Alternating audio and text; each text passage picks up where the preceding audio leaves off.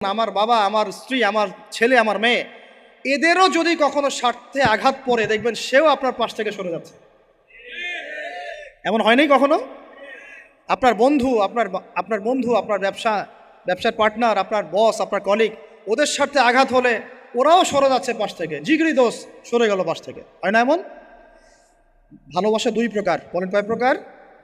আমার সাথে বলেন, এখানে শেষ করে দিব 10টা মিনিট। ভালোবাসা কয় প্রকার? একটা হচ্ছে নিঃস্বার্থ ভালোবাসা। কি স্বার্থ? কোনো স্বার্থ নাই, নিঃস্বার্থভাবে ভালোবাসা। একটা হচ্ছে কোনো না কোনো স্বার্থ জড়িত আছে এমন ভালোবাসা। আপনার স্ত্রীর চাহিদাও যদি আপনি পূরণ করতে ব্যর্থ হন, দেখবেন স্ত্রীর সাথে আপনার গন্ডগোল লেগে যাচ্ছে, যদিও সে হালাল বৈধ। তাই না? এমন হয় না অনেক সময়? আমি তো অনেক দিন বলেছি, অনেক দিন আগেও বলেছি, 5 বছর 6 বছর আগে, যে মানুষ আসলেই মানুষের অবস্থানকে মূল্যায়ন করে। ভিতর থেকে মানুষকে শুধু মূল্যায়ন করে আল্লাহ রাব্বুল আলামিন।